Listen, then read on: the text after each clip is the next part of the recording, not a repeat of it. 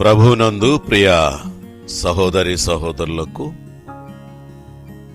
యేసుక్రీస్తు నామమున వందనాలు తెలియచేస్తూ ఉన్నాను.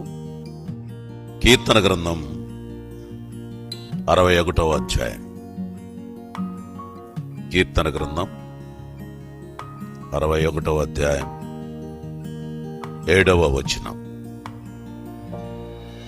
కీర్తన గ్రంథం 61:7. నా రక్షణకు నా మహిమకు దేవుడే ఆధారం, నా బలమైన ఆశ్రయదుర్గము, నా ఆశ్రయము దేవుని యందే ఉన్నది. నా రక్షణకు నా మహిమకు దేవుడే ఆధారము, నా బలమైన ఆశ్రయదుర్గము, నా ఆశ్రయము దేవుని యందే ఉన్నది. ఈ మాటలు ఆత్మ సంబంధముగా బలముగా ఎదుగుతున్నటువంటి వారు పలికే మాటలు గాని, ఆత్మ లేని వారు ఈ మాటలు పలుకరు. పలికినా అది ప్రభువుకి మహిమగా ఉండదు. ఇది ప్రతి ఒక్కరూ గమనించాలి. నా రక్షణకు నా మహిమకు ఎవరు ఆధారం అన్నాడు? ప్రభువే, దేవుడే. దేవుని మహిమ, ఈ దేవుని మహిమ తెలుసుకునేవారు ఎవరు అంటే, దేవుని ఆజ్ఞ ప్రకారంగా బ్రతుకుతూ ఆత్మ సంబంధంగా బలంగా ఎదుగుతున్నటువంటి వారు దేవుని మహిమను తెలుసుకున్నవారు. అంతేగాని ఆ యొక్క విధానం అతనిలో లేనప్పుడు లోక సంబంధమైన మనిషిగా ఉంటే అతని దేవుని మహిమ తెలుసుకున్నవాడు కాడు. ప్రభు అయిన యేసుక్రీస్తు వారు దేవుడయుండి, పరలోకములో గొప్పవాడయుండి, కోటాను కోట్ల దూతలతో కొనియాడుబడుతున్నటువంటి వాడుయుండి, అట్టి మహిమలో ఉన్నటువంటి ప్రభువు ఇక్కడికొచ్చి ఆయన మహిమను కనుగొనేటటువంటి విధముగా మనకు ఆయన బోధలు చేశారు. ప్రస్తుతానికి ప్రభు అయితే పరలోకంలో ఉన్నారు. మనము ఆయన మహిమను కనుగొన్నాము. అప్పుడు కూడా ఆయన మహిమను తెలుసుకున్న వారు ఏమంటున్నాడంటే, నా రక్షణకు నా మహిమకు దేవుడే ఆధారము, బలమైన ఆశ్రయదుర్గము, నా ఆశ్రయము ఎక్కడుందట? దేవుని యందే ఉన్నది. మీదున్నదా? అవును. మన ఆశ్రయం అంతా, స్టాండర్డ్ అంతా కూడా, మనకు శాశ్వతమైనదంతా కూడా ఎక్కడుందంటే పరలోకంలో ఉంది. అక్కడికి వెళ్ళడం కొరకే మనం సిద్ధపడుతున్నాం. ఇప్పుడు మనమందరము కూర్చొని ప్రభువుని స్తుతించడానికి, ఆయన ఆరాధించడానికి మనం సిద్ధపడ్డామంటే ఆయన మహిమ ఏమిటో తెలుసుకున్నాం కనుకనే మనము ప్రత్యేకించబడిన వారంగా వచ్చి ఇక్కడ కూర్చొని ఆయన్ని ఘనపరచడానికి సిద్ధపడుతున్నాం. 73వ కీర్తన 24వ చరణములో చూడండి.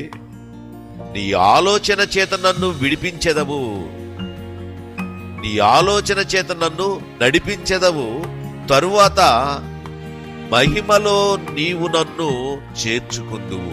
అవును కదా. ఒక్కొక్క వాక్యము మన హృదయంలోనికి వెళుతూ ఉన్నప్పుడు ఆ వాక్యము ప్రభు మహిమార్థమైనదిగా మనల్ని తీస్తూ ఉంటే, మనల్ని ఆత్మీయంగా బలపరుస్తూ ఉంటే, ఆ నడకలో మనం నడుస్తూ ఉంటే, ఇక్కడ నీ ఆలోచన చేత నన్ను నడిపిస్తున్నావు అన్నాడు. ఆయన ఆలోచనలను బట్టే కదా మనం ఇక్కడికి వచ్చింది. మన ఆలోచనలు ఎంత మాత్రము కాదు. ప్రభువుని ఎరగక ముందు మన ఆలోచనలు ఉండేవి. ఇప్పుడు ప్రభువుని ఎరిగాము, మన ఆలోచనలకి ముగింపు పెట్టాము, వాటిని సమాధి చేశాము.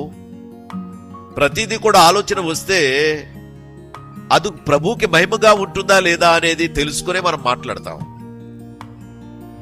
ప్రతి క్రియ కూడా అది ప్రభువుకి మహిమగా ఉందా లేదా అని చూసుకునే మాట్లాడతాం. అలా కాకుండా ఎవరు మాట్లాడం. అందుచేత ఈయనంటాడు, నీ ఆలోచన చేత నన్ను నడిపిస్తున్నావు, తరువాత మహిమలో నీవు నన్ను చేర్చుకుంటావు.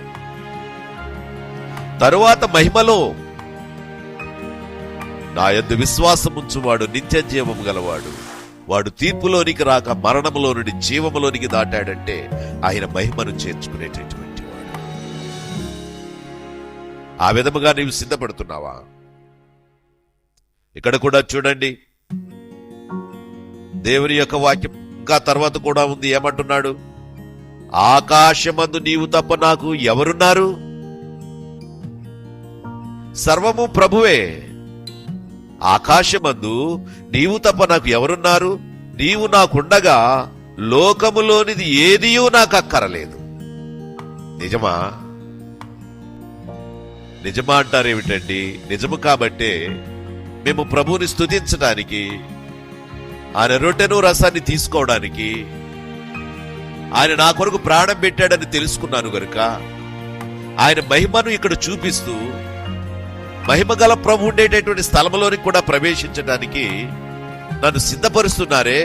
అందును బట్టి ఆయనకి నేను ఏమిచ్చి రుణము తీర్చుకోగలను? అందుచేత ఆయన మహిమలో చేర్చుకోవడానికి ఆకాశమందు నీవు తప్ప నాకు ఎవరున్నారు అంటే అన్నీ ప్రభువే. ఆయన తప్ప మరొక మార్గము, వేరే ఆప్షన్ లేదు. అందుకే ఆకాశమందు నీవు తప్ప నాకు ఎవరున్నారు అంటూ, నీవు నాకుండగా లోకములోనిది ఏదియు, నీవు నాకుండగా లోకములోనిది ఏదియు నాకు అక్కరలేదు. ప్రియమైన వారలారా, వాక్యంతో బలపడుతున్నారు, మీరు బలపడుతున్నారు, నేను బలపడుతున్నాను.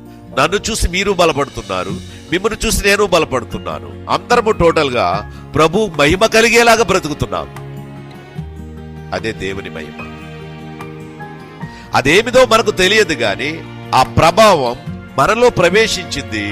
మనలో ప్రవేశించిన మీదట జీవము గల సంఘములో జనులు ఎలాగూ ప్రవర్తించాలో వాక్యము ద్వారా మనము నేర్చుకున్నాము గనుక ఆయన మహిమను వెదికేటటువంటి వారంగా ఉండి ఆయన మహిమను చూస్తున్నాం, ఆయన మహిమను పొందుకున్నాం. 96:3 చూడండి, అక్కడ అంటాడు, కీర్తన గ్రంథం 96:3 చరణంలో, అన్యజనులలో ఆయన మహిమను ప్రచురించుడి. ఎవరు ప్రచురించాలి? మహిమను పొందినవారు ప్రచురించాలి. ప్రభు మహిమను తెలుసుకున్నవారు ప్రచురించాలి. అందుకేమంటున్నాడు, అన్యజనులలో ఆయన మహిమను ప్రచురించండి. ఎవరు కూడా రక్షించబడిన వ్యక్తి సువార్త చెప్పకుండా ఉండలేరు, ఆయన మహిమను గురించి చెప్పకుండా ఉండలేరు, ఆయన కొరకు మీరు కూడా జీవించండి అని చెప్పకుండా ఉండలేరు. నిజముగా ప్రభువులో మండుతున్నటువంటి వ్యక్తి, ఆయన మహిమను పొందుకున్నటువంటి వ్యక్తి, ఆయన మహిమ కొరకు జీవించేటటువంటి వ్యక్తి. అన్యజనులలో ఈయన మహిమను ప్రచురించండి. సమస్త జనులలో ఆయన ఆశ్చర్య కార్యములను ఏమి చేయాలి? ప్రచురించండి. ఆయన ఆశ్చర్య కార్యములను ప్రచురించండి. ఎంత గొప్ప మాట! అందుకే ఇక్కడ అంటున్నాడు, లూకా సువార్త 17వ అధ్యాయం 18వ వచనములో ఉన్న మాట చూడండి. అక్కడ ఏమైంది? 10 మంది వెళ్ళారు యేసు ప్రభు దగ్గరికి. యేసు ప్రభు దగ్గర 10 మంది కుష్ఠరోగులు వెళ్ళారు. 10 మంది కుష్ఠరోగులు వెళ్ళి వారు చెప్పిన మాటను విని మీ యాజకులకు చూపించుకోమని చెప్పినప్పుడు వాళ్ళు వెళ్తూ ఉన్నప్పుడు దారిలో స్వస్థత పొందారు. 9 మంది లోకంలోనికి వెళ్ళిపోయారు. ఒక్కడు ప్రభు దగ్గరికి తిరిగి వచ్చాడు. 9 మంది మహిమను పొందారా? ఆయన మహిమను తెలుసుకున్నారా? ఆయన మహిమను పొందలేదు, ఆయన మహిమను తెలుసుకోలేదు, ఆయన వాక్కులో ఉన్నటువంటి సారాంశాన్ని గ్రహించలేదు. వాళ్ళు వెళ్ళిపోయారు లోకంలోనికి వెళ్ళిపోయారు. అందుకే ప్రభువారు అక్కడ అంటాడు, లూకా సువార్త 17:18 ప్రభువారు అంటున్నా, ఈ అన్యుడు తప్ప దేవుని మహిమపరచుటకు తిరిగి వచ్చిన వాడు ఎవడును అగబడలేదా? ఈ అన్యుడు తప్ప. అన్యుడు తిరిగి వచ్చి దేవుని స్తుతిస్తున్నాడు, దేవుని మహింపరుస్తున్నాడు, దేవుని గణపరుస్తున్నాడు. మిగతా 9 మంది కూడా లోకంలోనికి వెళ్ళిపోయారు. ఎంతమంది సంఘంలో ఎందుకు కొంతమంది ఎందుకని ఆగిపోతున్నారు? కొంతమంది వెనక్కి ఎందుకు వెళ్ళిపోతున్నారు? ప్రభుని స్తుతించేవారు, ప్రభుని ఆరాధించేవారు, వారు కూడా వెనక్కి వెళ్ళిపోవడానికి గల కారణం ఏమిటంటే ఆయన మహిమను పొందలేకపోతున్నారు, దేవుని మహిమను తెలుసుకోలేకపోతున్నారు. రోమాపత్రిక 8వ అధ్యాయం 17-18 వచనాల్లో చూస్తే, మనము దేవుని పిల్లలమైతే వారసులమే, క్రీస్తుతో కూడా మహిమ పొందుటకు ఆయనతో శ్రమపడిన ఎడల. ఎవరితో శ్రమ పడాలి? ప్రభువుతో శ్రమ పడాలి. ప్రభువు శ్రమలు పడితే, శిష్యులు శ్రమలు పడితే, ఆనాటి ఎంతో మంది భక్తులు శ్రమలు పడితే నువ్వేమి శ్రమ పడకూడదంటావా? శ్రమలంటే నాకు ఇష్టం లేదంటావా? దేవుడు నన్ను ప్రేమించాడు, నాకు ఏ శ్రమ కూడా కలుగు చేస్తున్నాడని 10 మందికి చెప్పుకొని ఆ తప్పుడు సంకేతాన్ని చూపించి సంఘాన్ని పాడు చేస్తావా? చెప్పు. ఇక్కడ దేవుని ఒక్క వాక్యం అయితే ఏమని చెబుతుంది? మనము దేవుని పిల్లలమైతే ఆయన వారసులమే, క్రీస్తుతో కూడా మహిమ పొందుటకు ఆయనతో శ్రమ పడిన ఎడల క్రీస్తుతోడి వారసులము. శ్రమ పడిన ఎడల క్రీస్తుతో వారసులు. శ్రమ పడకపోతే వారసులము కాదు. ఏదైనా గొప్పవాడైనప్పుడు, పేరు ప్రఖ్యాతులు తెచ్చినప్పుడు, వాడు గొప్పవాడైనప్పుడు అంటాడు, నేను ఎలా శ్రమ పడ్డానో, నేను ఎలా గదిలో ఉన్నానో, ఎలా ప్రార్థన చేసుకున్నానో, ఎలా పని చేశానో, ఎన్ని కష్టాలు పడ్డానో, అంతే ఇంతటి వాడిని అయ్యాను అంటుంటాడు.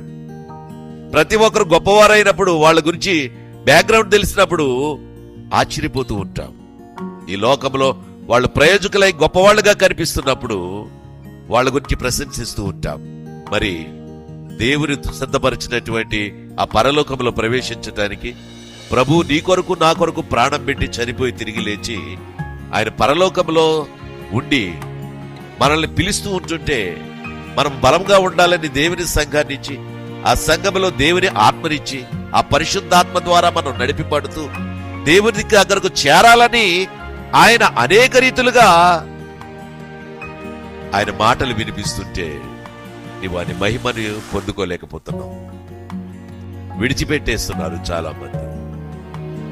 అందుకే ఇక్కడ మనము దేవుని పిల్లలమైతే వారసులమే, క్రీస్తుతో కూడా మహిమ పొందుటకు ఆయనతో శ్రమ పడిన ఎడల క్రీస్తుతోడి వారసులము. మన ఎడల ప్రత్యక్షము కాబోవు మహిమ ఎదుట. ఏమండి? మన ఎడల ప్రత్యక్షము కాబోవు మహిమ ఎదుట ప్రభు రాబోతున్నాడు. ఆ ప్రత్యక్షము కాబోవు మహిమ ఎదుట ఇప్పటి కాలపు శ్రమలు ఎన్నదగినవి కావని ఎంచుచున్నాను. ఇప్పటి కాలపు శ్రమలు. కొంతమంది సహోదరులు చూస్తూ ఉంటాను, నాకు తెలిసిన వారు అక్కడక్కడ వారు శ్రమలు పడుతూనే ఉంటారు. ఆ శ్రమలు ఎవరికి చెప్పుకోరు. నేను ప్రభు కొరకు ఎలా శ్రమ పడుతున్నానని కూడా చెప్పుకోరు. వారిని బట్టి నేను చూసుకుంటే నాకంటే వారు గొప్పవారేమో అనిపిస్తా ఉంటుంది నాకు. ఎందుకంటే ఆయన మహిమ కొరకు వెతుకుతున్నటువంటి వారు, ఆయన కొరకు జీవిస్తున్నటువంటి వారు. ఇప్పటి కాలపు శ్రమలు ఎన్నదగనివి కావు అని ఎంచుచున్నాను. కాబట్టి పరలోకము చేరాలంటే సామాన్యమైన విషయం కాదు. మనం ఇప్పుడు యజ్ఞములో ఉన్నాము, ముందుకు సాగుతున్నాము. చివరి వరకు బలముగా ఉండాలని, తొలగిపోకుండా ఉండాలని ప్రభువా నీవు కార్చినటువంటి రక్తము, ఆ పరిశుద్ధ రక్తము ద్వారా నాకు పాప విమోచన జరిగింది. కాబట్టి నీవిచ్చే ఈ మహిమను కాపాడుకుంటూ నీ దగ్గరకు వచ్చేటటువంటి ఆ ఎదురు కాబోయేటటువంటి ఆ మహిమను పొందుకునే విధంగా నన్ను సిద్ధపరచు ప్రభు అని ఎవరైతే ప్రభు కొరకు బ్రతుకుతూ ఉంటారో వారు దేవుని మహిమను చూస్తున్నవారు. కాబట్టి ఈ సమయంలో అట్టి మహిమను మనం పొందుకొని ప్రభు కొరకు జీవిద్దాం. అట్టి కృప దేవుడు మీ అందరికీ అనుగ్రహించును.